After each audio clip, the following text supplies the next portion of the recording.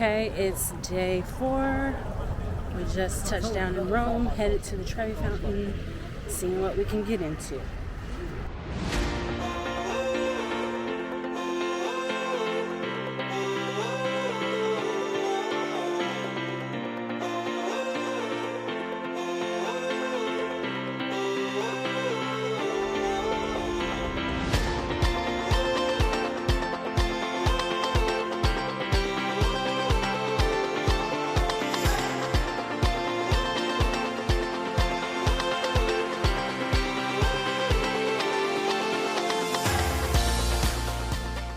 Good morning, it's day 2 in Rome, and we're headed to the Vatican Museum this morning.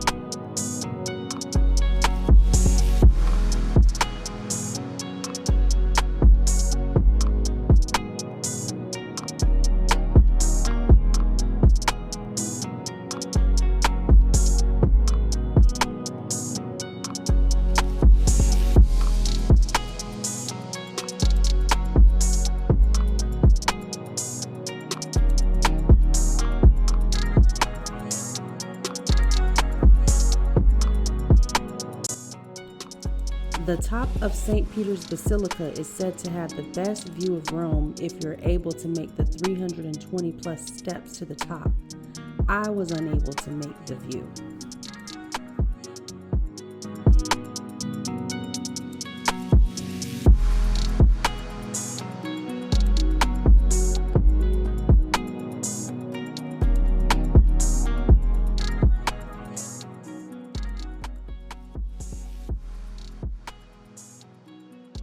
We finished the tour and walked over to this restaurant to have lunch. It was definitely a touristy restaurant, so I wouldn't have high expectations on the food.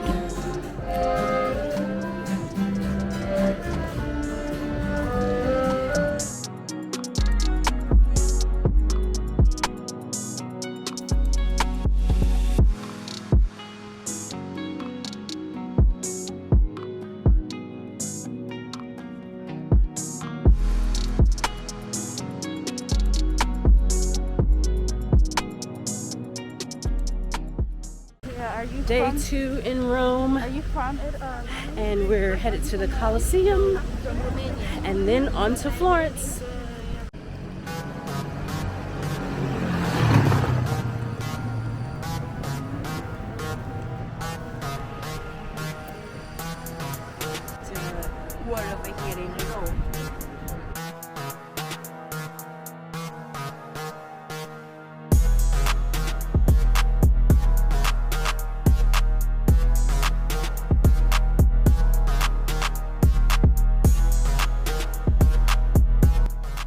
Fun fact, gladiators actually signed up to become gladiators. They trained using the lives of prisoners, and for any fight that didn't end in death, the emperor would decide if the loser would live or die.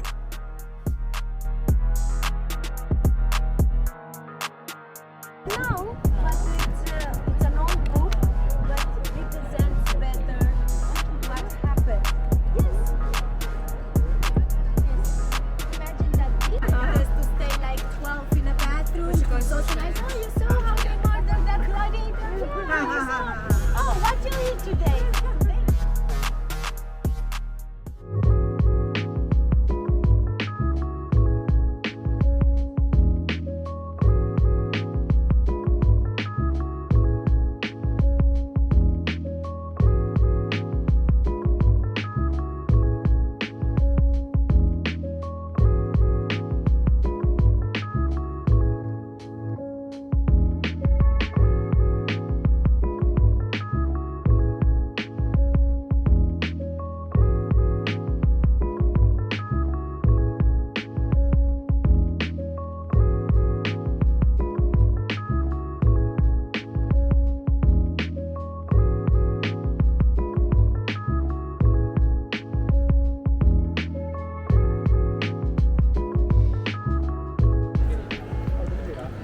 We are in Florence now for the next 3 days. So we just finished eating and walking around in the Piazza del Duomo. So we'll see where the night leads us.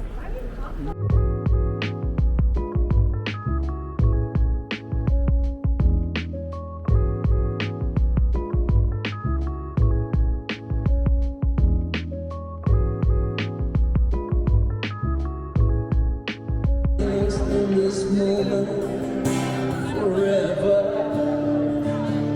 Every moment spent with you is a moment I treasure. I don't wanna close my eyes.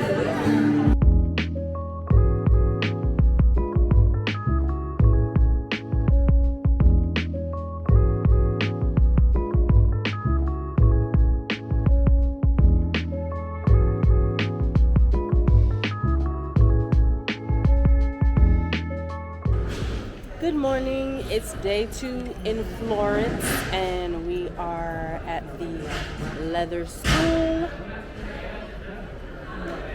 Seems like you can come here and get discounted leather, real leather.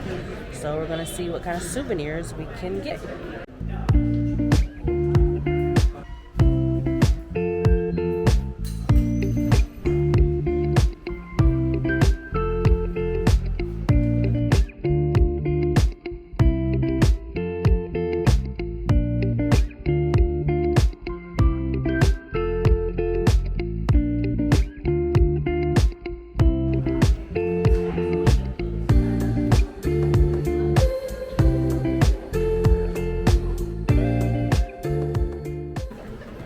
Okay, we made it to the Piazza of the Ponte Vecchio.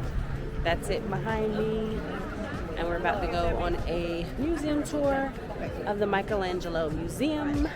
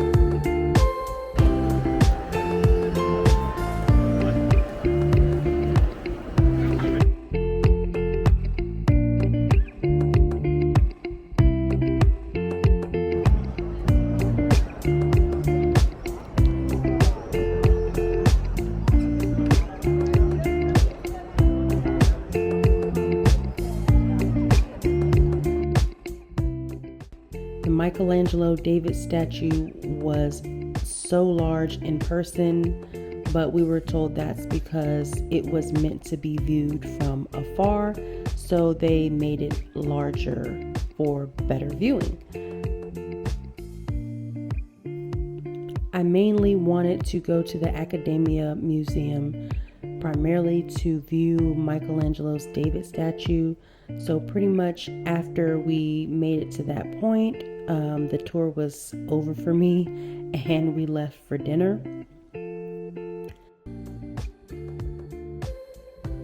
After all that walking from the tour, I had to get some gelato. And if you're there, try the stracciatella and tell them I sent you. Good morning. It's day 3 in Florence, Italy, and we're going to Tuscany on a wine tour today.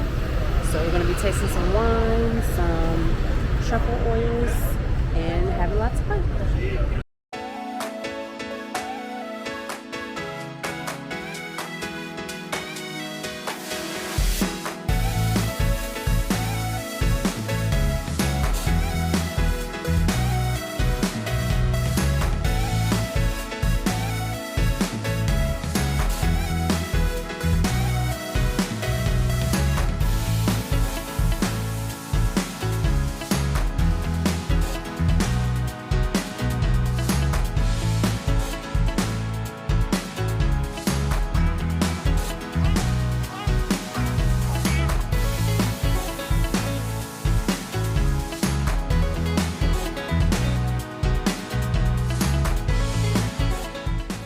600-year-old wooden gate called Porta Romana.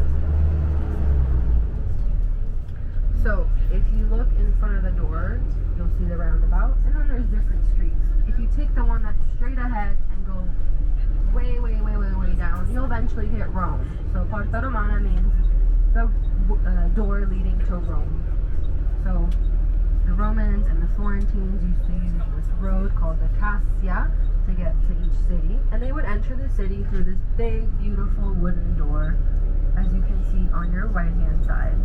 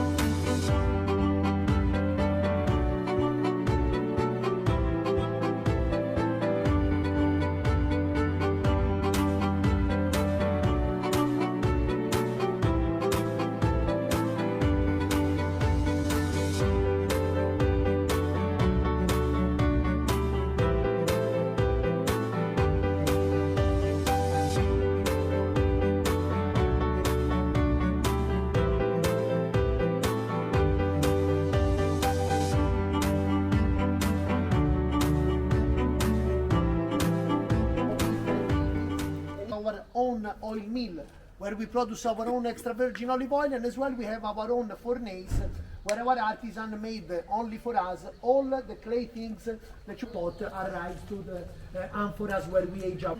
And industries around which an entire small community and small village revolve. So here you can see we have the main house with the wine cellar that is down after we visit our wine cellar. Then we have also a small church by the side because sometimes we have some wedding party here in this main house. Then down to the valley on the left side, after I show you when we exit from the wine cellar, we have IGT Super Tuscan wines. And also we have a Spanish variety, Alicante Boucher, that we use for blending with the Sangiovese into the Chianti Classico year 2021 and for giving this wine a different taste and also a different color. But as well, all around the property we have 5,000 olive trees, thanks to which, when the weather condition and everything are perfect, we are able to produce just 1 bottle per tree. So you can understand how precious is this small production for us. And if you want to become, for example, like Jeff Bezos, don't produce extra virgin olive oil. Try maybe with another business, okay? So our total production for the bottles of wine are 120,000 bottles per year. But we have 2 lines of production. 90,000 bottles, so the biggest part goes to the supermarket, liquor store, restaurants, big distribution in general. And only 30,000 bottles, so a very small part, is the bottles that you can find only here inside of our winery. You can taste only here inside of our tasting room, and also if you want to buy, you find only here inside of our wine shop. So now, if you're ready, we can move in front of the main house. I'll give you some tips about the story of this vintage of this wine.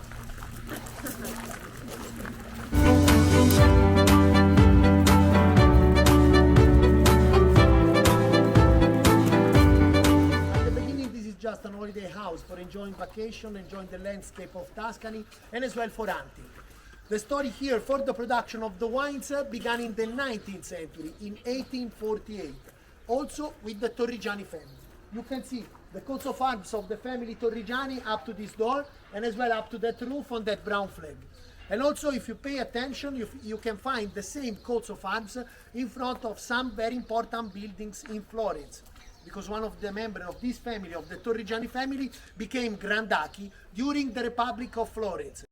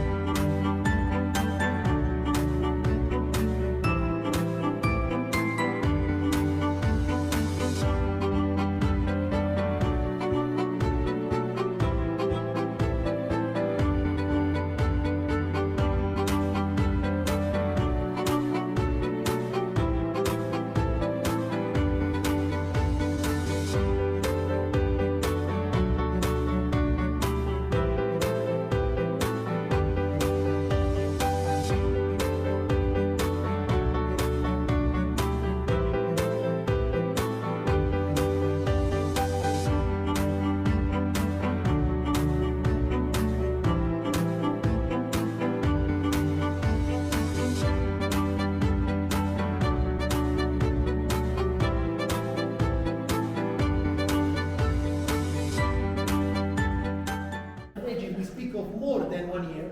This is a wine very nice, ready and easy to drink. And this is thanks to this Alicante Boucher, this Spanish variety that gives the wine different color because it's ruby red but with violet hints, and also a taste more round, soft.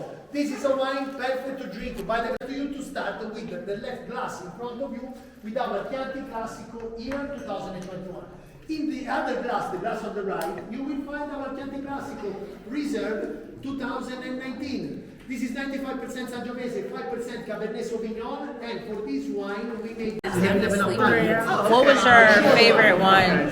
My favorite was the Chianti. Chianti. Chianti Classico. Okay. Ananata. Okay. What was your favorite one? The Chianti Classico and Nada. And then I actually like the Pietra Tuscany. This one right here. Girl rule. Girl power. Fiorella now with her husband Giuseppe, they used to live in the buildings here that you see down the hill. Now in this moment they're both more than 8 years old, so they don't work anymore, they're happily retired. They left the management to Alessandro.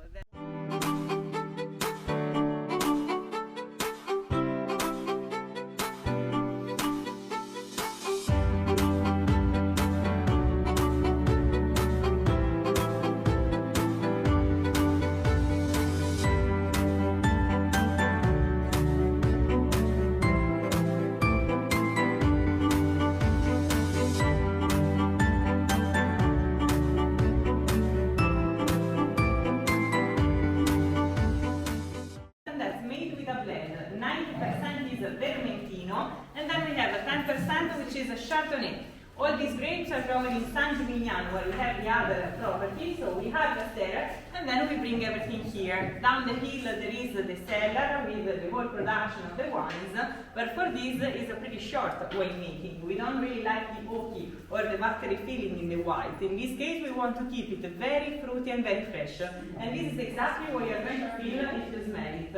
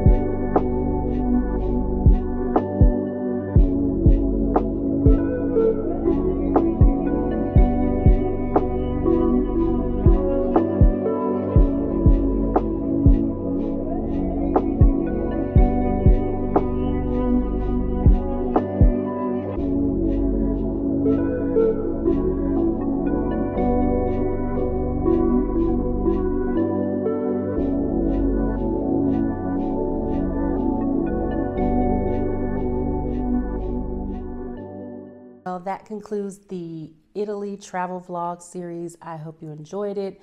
I hope it inspires you to travel to Italy one day. I know I said in the previous video that I would have a part 2 and part 3, but it turns out I did not have enough footage for Rome to really make it into a video by itself. So I just combined Rome and Florence together in a video. We were only in Rome for 2 days, so it was kind of in and out. So a recap, I did work with a travel agent before I went on this trip last August. She booked the flights and the hotels as well as the excursions, but I did research and pick the hotels myself, and I also picked the majority of the excursions. I booked the boat ride outside of the travel agent and researched that myself. So on the Amalfi Coast, my favorite place was Sorrento, which is where we were staying. I would definitely go back to the Amalfi Coast. I loved it. Very laid back, very comfortable. I really liked our hotel that we stayed in. I would definitely go back to that hotel. The boat ride I really enjoyed. The boat ride did require, when we stopped in Capri, to pay a docking fee of about $100. The only way to get around paying the docking fee is if you were going to eat at a restaurant, which he told us which restaurant would allow us to eat there and not pay the docking fee, but they were booked up for when we were docking, so we had to pay the docking fee. But I really liked Positano as well. The only thing about Positano, you know you're going to get a bunch of steps, so be prepared to walk wherever you go at an incline. But I really enjoyed all the shops. The people were very nice, very friendly, very accommodating. Capri, I really didn't get to see much of, so definitely would go back there. The restaurants, I would recommend you making reservations before you go.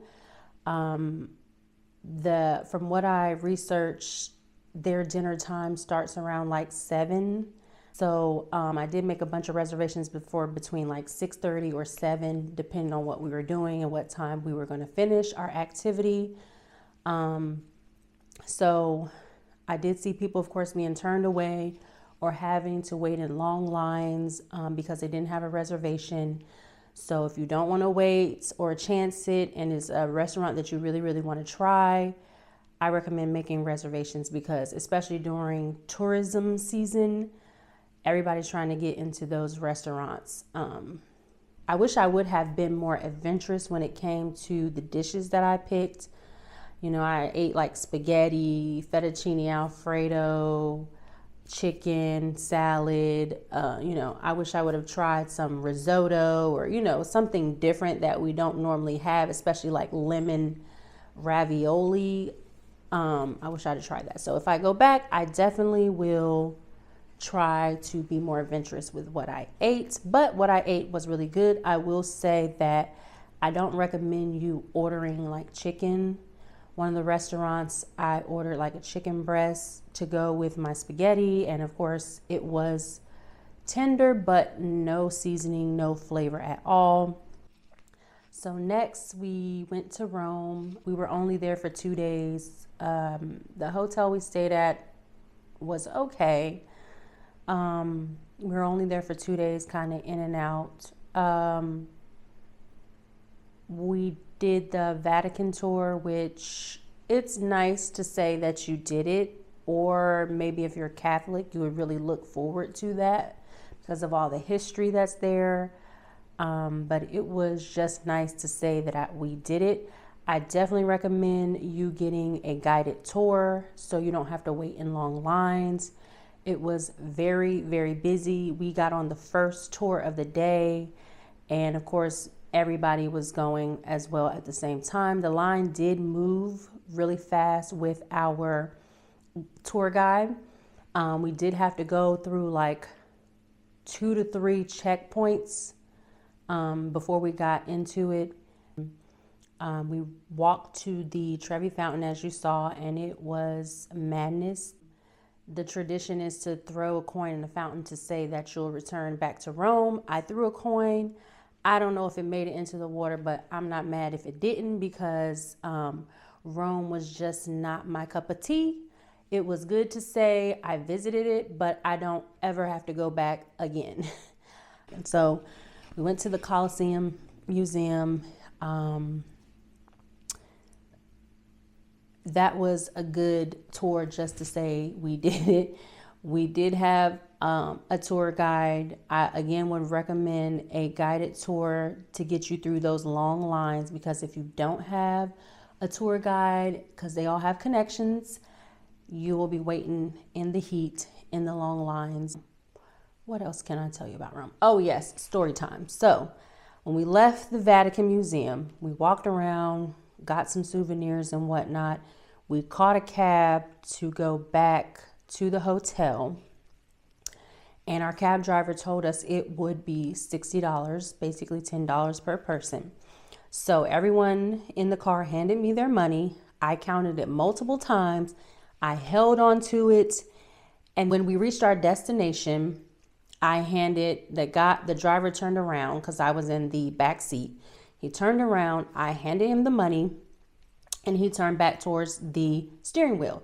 Then he turns back around to tell me, oh, you only gave me $30. I know I had $60. So I'm like, did you drop the money?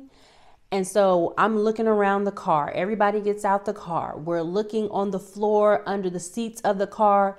Mind you, he's not really moving or budging to like look. So I'm pretty sure that he didn't drop the money. The money was not on the floor. I think we got scammed. So I had to end up giving him another $30 for the cab ride. I was livid, but I said I'm not going to jail in Italy. So I just paid him the extra $30. But at that moment, I was like, it's time to go. It's time to leave Rome. I was ready to go. I never have to go back again. I'm not saying that that ruined my entire experience, but even our tour guide was like, it's not a whole lot to Rome. Once you come, go to the Vatican, the Colosseum, and like one or two other spots, then you've seen Rome. So that was really true. That was my experience, but it was cool. During my research phase, I was really excited to see the Trevi Fountain. So I got to see that. I got some really good pictures and I'm content with that. And I was ready to leave Rome. We went on a wine tour to Tuscany. Again, we booked this through the travel agent, but she used Viator. So I'm sure you've seen the commercials for Viator where you can book excursions and things like that. And the scenery was so beautiful. As far as like going out there to stay, I think I could stay maybe 1 or 2 nights, but it might be just a little too laid back out there and remote for me, for my liking. But if you don't mind that, it's very beautiful. We went back to Florence from there. And then once we got off of the bus, we walked over to the train station. I didn't get any footage of us on the train. I thought I did, but I didn't. I apologize. So we got on the train. So at the hotel, I asked how long it would take to go to Pisa to see the Leaning Tower of Pisa. She said an hour each way. I said, if we got a cab out there, how much does she know how much it would cost? And it cost 250 euros each way. So I was like, okay, let's look into the train. They had like a little commuter train that took about an hour. I would say it was about 10 stops, but yeah, it takes an hour each way.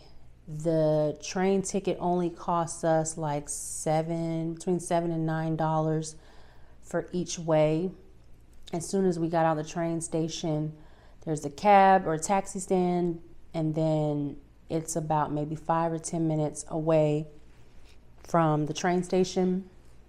So we went there, seen the Leaning Tower of Pisa, took some pictures, and jumped on the train and came right back. I would definitely not have spent $250 to do that quick turnaround. So don't recommend that.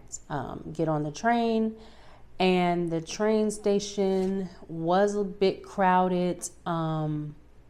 We did go in and use the kiosk to buy our ticket. I will say that once you go through the security point to get to the trains, make sure you validate your ticket.